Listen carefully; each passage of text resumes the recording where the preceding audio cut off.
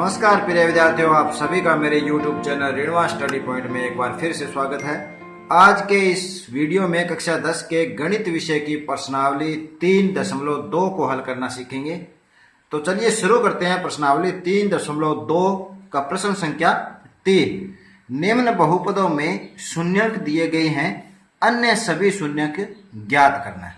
यहाँ ये जो f ऑफ x बहुपद दिया गया है, इसमें दो शून्यक दिए हुए हैं और जो शेष शून्यक है वो अपने ज्ञात कर। तो आपको ध्यान रखना है कि बहुपद में x की जो अधिकतम घात है उतने उसके क्या होते हैं, शून्यक होते हैं। यहाँ इस बहुपद में x की अधिकतम घात कितनी है, 4 है। तो इस बहुपद के लिए 4 शून्यक प्राप्त होंगे, परंतु यहाँ 2 दिए हुए हैं और 2 शून्यक अपने को ज्ञात करने हैं। तो यहाँ देखिए शून्यक है। शून्य का अर्थ क्या होता है कि यदि वो मान इस बहुपद के अंदर रखा जाए तो इस बहुपद का मान क्या होना चाहिए, शून्य होना चाहिए। दिया हुआ क्या है, सबसे पहले प्रश्न में आपको वही लिखना होता है जो प्रश्न में दिया है। एक बहुपद दिया है f ऑफ x बराबर 2x की घात 4 माइनस 3x की घात 3 माइनस 3x की घात 2 प्लस 6x और माइनस 2, और 2 शून्यक दिए हुए हैं। 2 क्या दिए हुए हैं, शून्यक दिए हुए हैं। 2 शून्यक √2 व माइनस √2 है।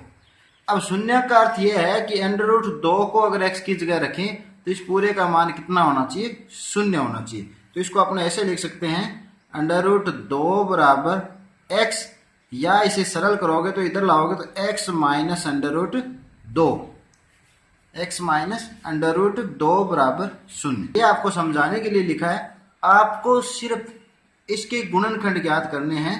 तो जैसे ही आपको जो भी शून्यक दिए हुए हैं उसको आप इस तरह से लिख सकते हो। x में से अगर प्लस का शून्यक दिया उसको माइनस का √2 कर दीजिए, और दूसरा गुणनखंड क्या हो जाएगा, x। अब ये माइनस का है तो ये प्लस का √2। ये जो f ऑफ x है इसके 2 गुणनखंड हो जाएंगे।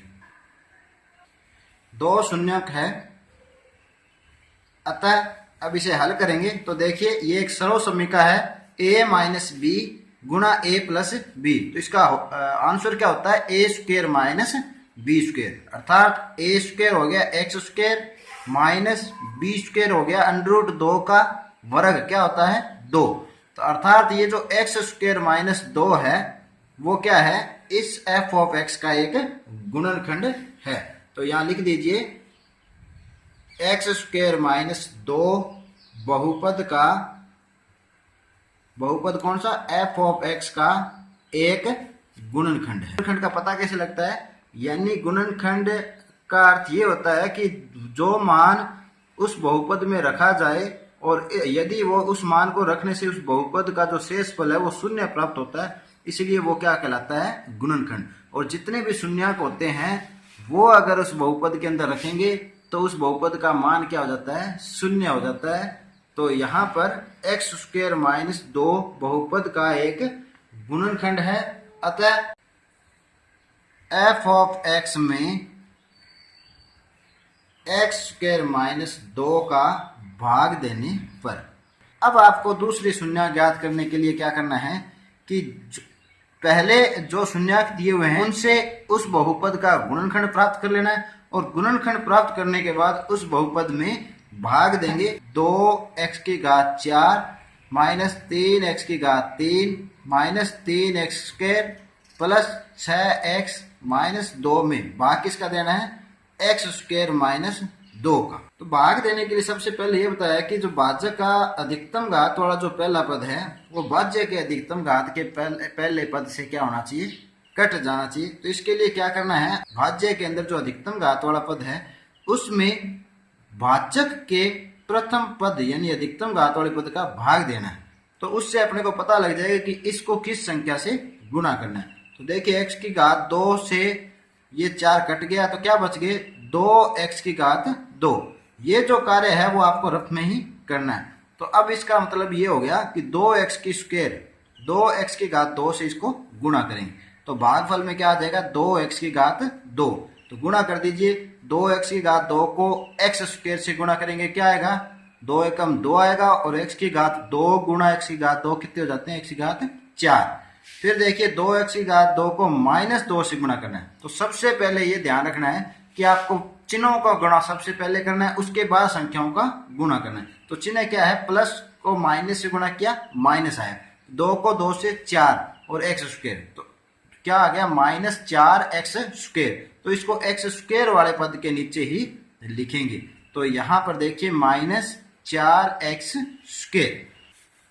अब क्या करेंगे, ये जो चिन्ह है वो चेंज हो जाएंगे, ये माइनस का हो जाएगा और ये प्लस का, तो ये कट गए। तो यहाँ देखिए -3x की घात 3 और इधर प्लस का 4x² है और यहाँ माइनस का 3x² है। जब भी चिन्ह एक प्लस और एक माइनस हो तो उनमें क्या होता है, हमेशा घटाव होता है, और जो उत्तर में जो चिन्ह आएगा वो बड़ी संख्या का ही आएगा। तो यहाँ बड़ी संख्या 4 है तो प्लस उत्तर में आ गया, 4x² में से 3x² घसे क्या बच गया, x² प्लस आगे के जो पद है वो उतार लीजिए 6x - 2। अब देखिए फिर वही प्रक्रिया दोहरानी है, -3x की घात 3 आना चाहिए, किससे कि x² को ऐसी संख्या से गुणा करें कि -3x की घात 3 आए। फिर रफ कार्य में आप देख सकते हो -3x की घात 3 में किसका भाग दिया, x की घात 2 का, कट गया, सिर्फ x बचा -3x। तो अब जो गुणा करेंगे वो किससे करेंगे, -3x से। तो कीजिए -3x से गुणा करेंगे तो -3x की घात 3, माइनस माइनस क्या हो गया प्लस, प्लस के 3x को 2 से करेंगे तो 3 दूना 6x, तो प्लस का 6x, प्लस का 6x आया। तो 6x को कहाँ लिखेंगे, x वाले पद के नीचे ही लिखेंगे। अब इनको सरल कर लीजिए, ये चिन्ह बदल जाएंगे, ये माइनस का हो गया, ये कट गए और ये भी क्या है आपस में कट जाएंगे। तो क्या बचा, x² - 2। अब फिर भाग देंगे तो यहाँ देखिए x² - 2 है और जो भाजक है वो भी x² - 2 है, अर्थात एक बार ही पढ़ा पड़ना है। अर्थात इसको गुणा किससे करेंगे, प्लस के 1 से गुणा किया तो क्या आ जाएगा, x² - 2। चिन्ह बदलेंगे तो ये दोनों क्या हो गए, कट गए और शेष फल कितना आ गया, 0। ये दोनों कट गए और शेष फल क्या आ गया, 0। तो अब आपको पता है कि जब भी शेष फल 0 आ जाता है, इसका अर्थ है कि जो ये भागफल हमें जो पद है वो भी इसका एक गुणनखंड है। तो अतः विभाजन एल्गोरिथम से स्पष्ट है कि जो भागफल है, भागफल क्या है, 2x² - 3x + 1 बहुपद f(x) का एक गुणनखंड है। ये पहले ही बात कर चुके हैं कि जब भी भाग देंगे और शेष फल अगर 0 आ जाता है तो वो जो भागफल है वो उस बहुपद का क्या कहलाता है, एक गुणनखंड कहलाता है। क्यों है, क्योंकि शेष फल क्या है, 0 है। यूक्लिड विभाजन प्रमेयिका में भी ये पढ़ा था और सामान्य जो अपना विभाजन की प्रक्रिया होती है उसमें भी अपने ये देखते हैं कि जो भाज्य है उसके बराबर क्या होता है, भागफल गुणा भाजक प्लस शेषफल। यहाँ पर शेषफल 0 है तो लिखने की आवश्यकता नहीं है, तो भाज्य अपना क्या हो गया, f(x).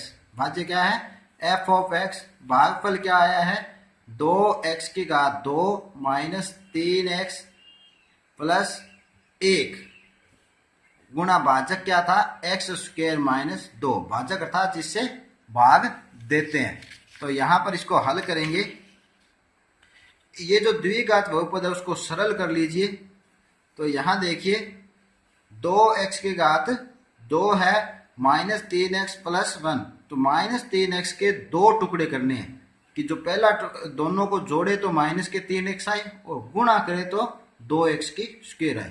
तो इसके टुकड़े इस तरह से करेंगे, 2x की घात 2, तो यहाँ देखिए दोनों माइनस के करने हैं और गुणा करने पे प्लस आना चाहिए, अर्थात दोनों ही जो टुकड़े होंगे वो क्या होंगे, माइनस के होंगे। -2x और -x कितने हो गए, -3x। गुणा करेंगे तो क्या आएगा, प्लस का 2x²। इस तरह से इसको सरल करना है। दूसरा जो गुणनखंड है उसको वैसा का वैसा लिख दीजिए। इसके जो शून्यक है इस गुणनखंड के, वो शून्यक अपने को दिए हुए हैं, बराबर इसे हल करेंगे तो देखिए कॉमन आ रहा है दोनों में, दो पद में, इन दो पदों में कॉमन आ रहा है 2x। अंदर क्या बचा x माइनस 1। यहाँ इन दोनों में कॉमन क्या आ रहा है, माइनस का 1 कॉमन आ रहा है, तो यहाँ क्या बचेगा x। अब माइनस बाहर आ गया तो क्या है, अंदर माइनस रहेगा, x माइनस 1। यहाँ पर ये बहुपद का वैसा आप लिख सकते हो। तो यहाँ देखिए बराबर, उभयनिष्ठ को पहले लिख लेते हैं x माइनस 1 और शेष पदों को 2x माइनस 1 को बाद में और x स्क्वायर माइनस 2। ये तीनों इस बहुपद के क्या है, गुणनखंड है। अब क्या है, शून्यक निकालने हैं, और शून्यक निकालने के लिए क्या होना चाहिए, बहुपद का जो मान है वो क्या होना चाहिए, शून्य होना चाहिए। तो लिख देते हैं चूंकि f ऑफ x, चूंकि f ऑफ x के शून्यक निकालने के लिए